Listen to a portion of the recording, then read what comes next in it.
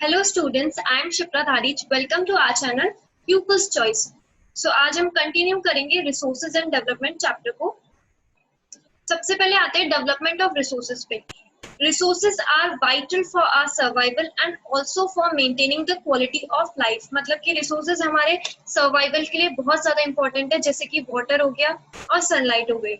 And also for maintaining the quality of life. मतलब कि quality of life का मतलब है कि जैसे हम लोग पहले बटन्स वाले फोन यूज किया करते थे, अब हमारे पास टच स्क्रीन फोन्स आ गए हैं, तो इसे कहते हैं हम क्वालिटी ऑफ लाइफ। इसे मेंटेन करने के लिए भी रिसोर्सेज बहुत ज्यादा इंपॉर्टेंट है। Resources are free gifts of nature. अब हमें पता ही है कि हमारी मदर नेचर ने हमको रिसोर्सेज जो है फ्री गिफ्ट में दिया है, इसीलिए हमें रिसोर्सेज का इस्तेमाल अच्छे से करना चाहिए, बिल्कुल रिसोर्सेज को वेस्ट नहीं करना है। नेक्स्ट पे आते हैं। अब रिसोर्स डेवलपमेंट में कुछ प्रॉब्लम्स भी आती हैं जिन्हें हम डिस्कस करेंगे। Depletion of resources for satisfying the needs of few individuals. अब हम किन्हीं फ्यू इंडिविजुअल्स की नीड को सेटिस्फाई करने के लिए अपने रिसोर्सेज को खत्म करते जा रहे हैं। हमें पता है कि रिसोर्सेज सोसाइटी में रिच लोग हैं उन्हीं के पास जाते हैं, पुअर लोगों को अवेलेबल सारे रिसोर्स नहीं हो पाते हैं और रिच लोग सारे रिसोर्सेज को ले जाते हैं।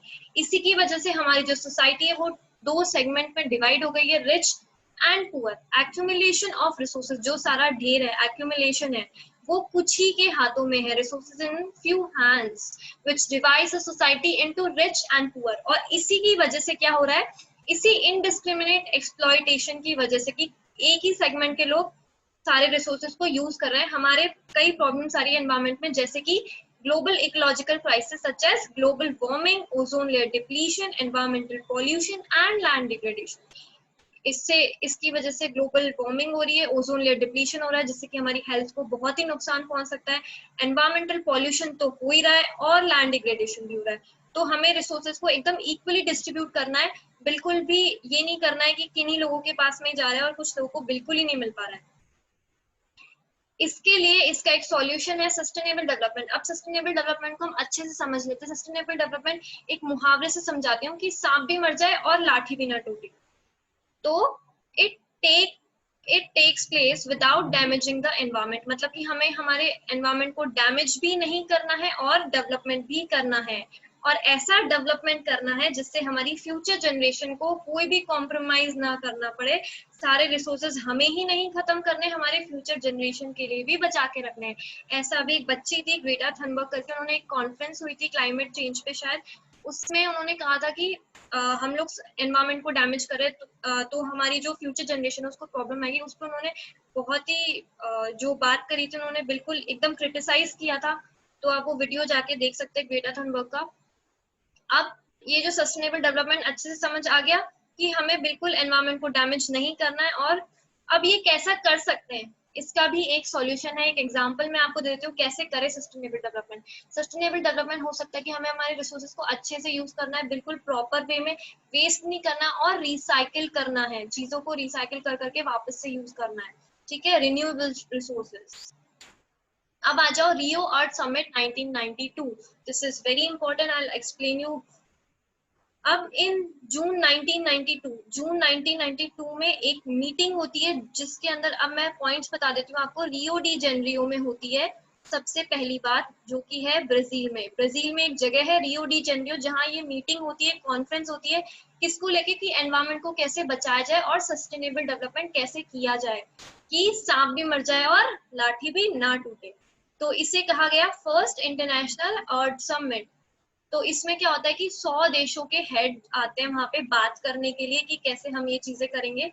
तो अब ये यहाँ पे जो मैंने लिखा है, फॉर एड्रेसिंग अर्जेंट प्रॉब्लम्स, जो कि अभी मैंने बताया कि क्या डिस्कस करना है, एनवायरमेंटल प्रॉब्लम्स को डिस्कस करना और कैसे हमारे एनवायरमेंट को प्रोटेक्ट करना है। For addressing urgent problems of environmental protection and socio economic development कैसे करना है। अब इसके अंदर क्या होता है कि जो लीडर्स आए हुए थे वहां पे, उन्होंने एक डिक्लेरेशन को साइन किया ग्लोबल क्लाइमेटिक चेंज पे, कि कैसे ग्लोबल क्लाइमेटिक चेंज में जो चेंजेस आ रहे हैं उनको नहीं लेके आना है, जो भी मतलब क्राइसिस आ रहे हैं इसकी वजह से, और जो भी हमारे बायोलॉजिकल डाइवर्सिटी में चेंज आ रहे हैं, बायोलॉजिकल डाइवर्सिटी को कैसे कंजर्व करना है, जो भी अलग अलग स्पीशीज है हमारे पास उन्हें कैसे कंजर्व करें और उनके यूज से कैसे सस्टेनेबल डेवलपमेंट करें। तो इस पे एक डिक्लेरेशन को साइन किया गया और रियो कन्वेंशन के अंदर एक ग्लोबल फॉरेस्ट प्रिंसिपल्स को एंडोर्स किया गया कि हम अपने फॉरेस्ट को कैसे सेव कर सकते हैं और फिर सस्टेनेबल डेवलपमेंट तो गांठ मान लो करना ही करना है, हर चीज में सस्टेनेबल डेवलपमेंट आएगा ही। अब इसमें क्या होता है कि एजेंडा इंट्रोड्यूस किए गए, लक्ष्य 21 लक्ष्य, एजेंडा 21, जिसके अंदर इसका मेन एम यही है कि कैसे हम सस्टेनेबल डेवलपमेंट करेंगे कि हमारा एनवायरमेंटल डैमेज ना हो और डेवलपमेंट भी हो जाए। तो इस एजेंडा 21 को अभी हम अच्छे से समझेंगे नेक्स्ट स्लाइड में। एजेंडा 21 क्या होता है ये भी बताती हूँ। इट इज अ डिक्लेरेशन, अब समझ लो अच्छे से, it is a declaration signed by world leaders. World leaders ने एक डिक्लेरेशन साइन किया इन 1992। कहाँ पे किया? रियो डी जेनेरियो ब्राजील में, at the United Nations development UNCED at Rio de Janeiro Brazil. अब इसमें क्या हुआ, इसका एम क्या था? इसका एम बिल्कुल सिंपल था कि हमें क्या अचीव करना है, ग्लोबल सस्टेनेबल डेवलपमेंट। कैसे हम डेवलपमेंट करें और कैसे हमारे रिसोर्सेज भी वेस्ट ना हो और कैसे हम बचाएं हमारे रिसोर्सेज को, किस चीज के लिए? फ्यूचर जनरेशन के लिए। तो इसमें इसके और एम्स थे to fight environmental damage, environmental damage से फाइट करना है हमको जो भी हो रहा है, और पावर्टी से फाइट करना है, disease through global cooperation, disease से फाइट करना है, जैसे कि हम अभी कोरोना से फाइट कर रहे हैं। किसी भी कंट्री को वैक्सीन मिलेगा तो सबको अवेलेबल करवाना पड़ेगा। On common interest, mutual needs, हमारी जो म्यूचुअल इकोनॉमिक नीड्स है उन्हें सेटिस्फाई करना है ताकि इकोनॉमिक डेवलपमेंट भी हो सारी कंट्रीज का और सारी रिस्पॉन्सिबिलिटीज को आपस में शेयर करना है। अब इसका मेजर ऑब्जेक्टिव था every local government should draw its own local agenda 21। Her local government के पास अपना अपना एक लक्ष्य होना चाहिए, अपने अपने 21 एजेंडाज होने चाहिए, 21 एजेंडाज होने चाहिए, जिसे हमने कहा एजेंडा 21। नाउ नेक्स्ट है रिसोर्स प्लानिंग। अब सब कुछ है तो प्लानिंग तो करनी पड़ेगी, प्लानिंग के हिसाब से ही चलना पड़ेगा वरना कोई काम सक्सेसफुल होता ही नहीं है। तो रिसोर्स प्लानिंग होता क्या है? Resource planning is a strategy कि हम जुडिशियस यूज ऑफ रिसोर्सेज कैसे करें, कहाँ कितना करना है, कैसे बचाना है, कैसे करें।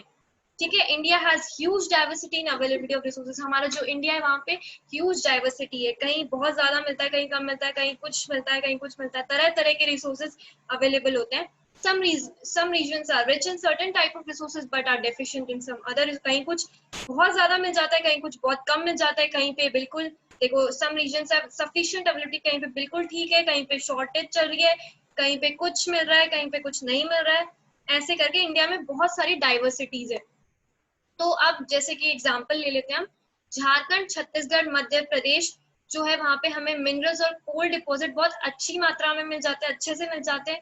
Arunachal Pradesh has abundance of water resources. Arunachal Pradesh में बहुत सारे वाटर रिसोर्सेज है, पर किसमें लैक करता है? इंफ्रास्ट्रक्चर डेवलपमेंट में। इंफ्रास्ट्रक्चर डेवलपमेंट में लैक करेगा तो फिर कैसे होगा? वाटर रिसोर्सेज हैं पर इंफ्रास्ट्रक्चर डेवलपमेंट में लैक कर रहा है तो ओवरऑल डेवलपमेंट कैसे हो पाएगा? Rajasthan has solar and wind energy but lakhs in water resources. मैंने कल ही कहा था कि हमारे राजस्थान में हमारे पास सोलर बहुत ही गर्म गर्म है, सब कुछ बहुत ही हॉट एरिया है, तो सोलर और विंड एनर्जी बहुत है बट लैक कर रहा है किसमें? वाटर रिसोर्सेज में। बिल्कुल सूखा पड़ा है, यहाँ पे बारिश बहुत कम होती है।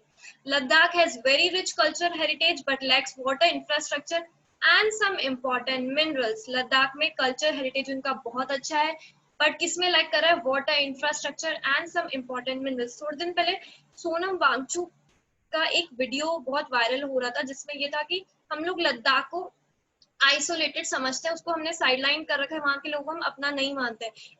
इसके बारे में उन्होंने बात की थी उस वीडियो में, आप जाके देख सकते हैं, अभी भी होगा। एंड तो फिर इसके लिए क्या करना चाहिए? It needs balanced resource planning at the national, state, regional and local level, ताकि हम क्या कर सके? रिसोर्सेज को इक्वली डिस्ट्रीब्यूट कर सके। इसके लिए हमें बैलेंस रिसोर्स प्लानिंग करनी पड़ेगी national, state, regional and local level पे।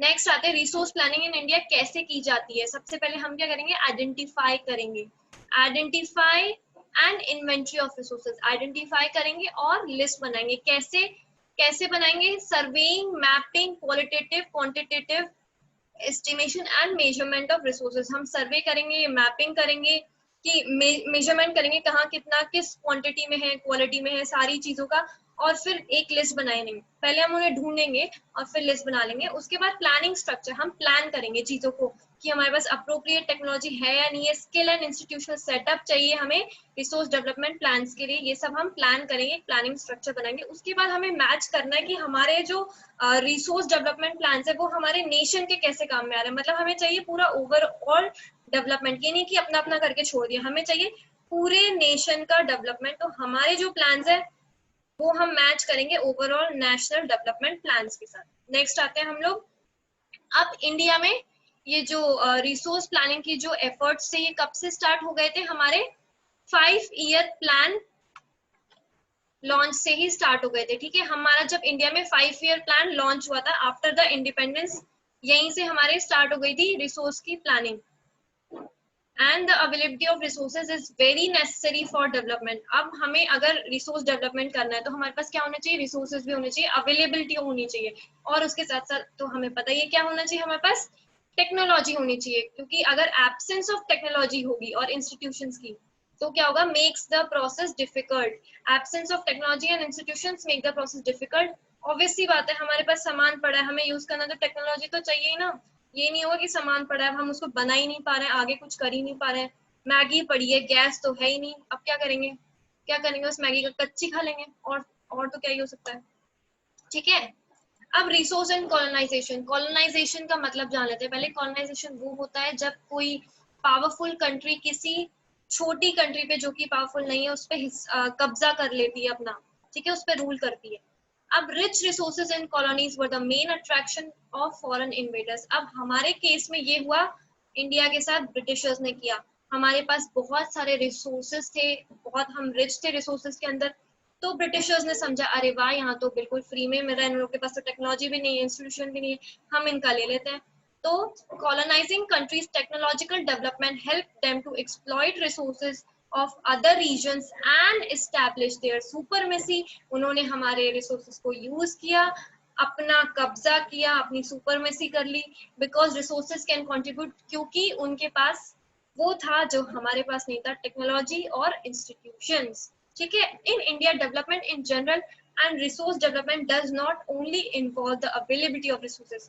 तब जाके हमें समझ आती है ये बात कि सिर्फ अवेलेबिलिटी ऑफ रिसोर्सेज से काम नहीं चलेगा, हमें क्या चाहिए, टेक्नोलॉजी चाहिए and quality of human resources चाहिए, और हिस्टोरिकल एक्सपीरियंस वो हमारे पास बहुत सारे पड़े हैं। तभी इसी बारे में अभी लेटेस्ट बात की थी हमारे प्राइम मिनिस्टर जी मोदी जी ने कि हमें भारत को आत्मनिर्भर बनाना ही पड़ेगा, हम कब तक दूसरी कंट्रीज के ऊपर डिपेंडेंट रहेंगे। नेक्स्ट हम चलते हैं रिसोर्स प्लानिंग इन इंडिया। इस पे हमारे महात्मा गांधी जी ने, फादर ऑफ द नेशन, ने बात की थी। उन्होंने कहा था कि there is enough for everybody's need and not for anybody's greed. इसका मतलब यह है कि हम पूरी तरीके से संपूर्ण है, कि हमारे पास इनफ रिसोर्सेज है हमारे लिए, हम रिसोर्सेज के मामले में बिल्कुल संपूर्ण है, हमें जितना चाहिए उतना हमारे पास पूरी क्वांटिटी में है। बट किसी के लालच के लिए हमारे पास कोई रिसोर्स नहीं है, मतलब कि ज्यादा नहीं है, जितना चाहिए उतना पूरा है, ज्यादा नहीं है। नॉट फॉर एनीबडीज ग्रीड, किसी के लालच के लिए हमारे पास बिल्कुल भी नहीं है। He was against mass production, वो बोलते थे कि जितना चाहिए उतना ही बना लो, ज्यादा बनाने की कोई जरूरत नहीं। He was against it and wanted, अब वो उसे रिप्लेस करना चाहते थे with the production of masses. वो कहते हैं मशीन्स के अगेंस्ट से, वो कहते थे कि स्किल्ड मैन पावर से कर लो, जो स्किल्ड लेबर होता है उससे कर लो, बट मशीन से मत करो। मशीन से करने में अगर काम मशीन से होगा तो क्या होता है कि एम्प्लॉयमेंट नहीं मिल पाता है, लोगों को जॉब्स नहीं मिल पाता, और मशीन्स नहीं होती है तो ज्यादा से ज्यादा जॉब्स मिल पाती है, एम्प्लॉयमेंट मिल पाता है। तो वो इसके अगेंस्ट में थे और वो चाहते थे कि प्रोडक्शन कैसे हो, बाय द मासेस, लोगों के द्वारा।